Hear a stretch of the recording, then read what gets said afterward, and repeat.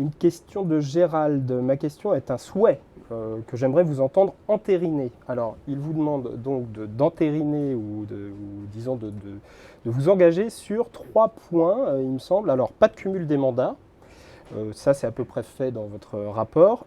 La retraite des élus à 75 ans maximum et 2 mandats maximum pour permettre le renouvellement des idées et éviter l'usure, comme on en parlait tout à l'heure.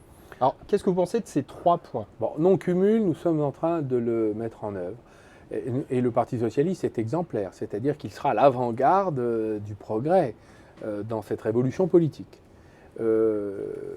Deuxièmement, la question du cumul dans le temps, nous procédons aussi à une réforme en limitant à 3 mandats successifs.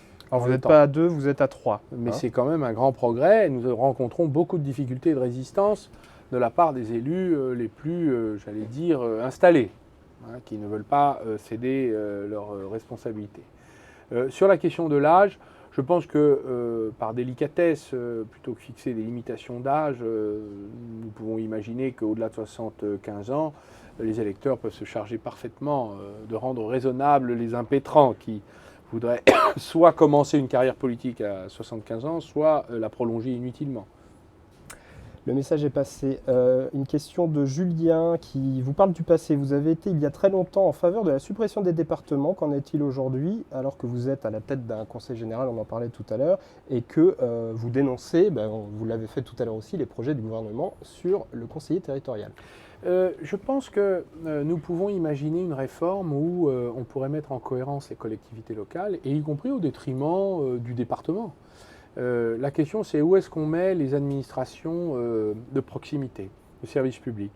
Donc moi, je ne suis pas fermé à l'idée qu'on puisse faire évoluer le système départemental. Bien au contraire, j'ai toujours défendu des positions. Est-ce que c'est pas ce vers quoi on se dirige finalement? Je ne suis pas sûr. C'est ce qui se dit. C'est non, qu'au parce final, que nous avons le un département problème. va disparaître. Non, parce que les régions disent c'est nous qui allons disparaître. Alors on a un problème d'interprétation avec cette réforme. Pourquoi? Parce qu'elle n'est pas claire et à juste titre, elle est accusée de perversité.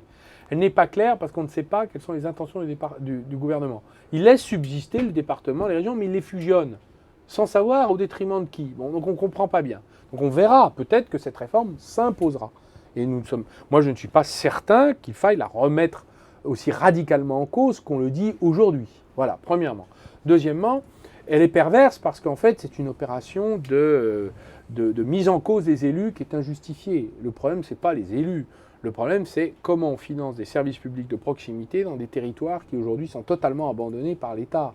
Fin des bureaux de poste, désertification médicale, fermeture des tribunaux, des hôpitaux, des garnisons. Nous n'avons sur les territoires qu'un désengagement massif de l'État. Et les collectivités locales aujourd'hui sont asphyxiées financièrement. Alors,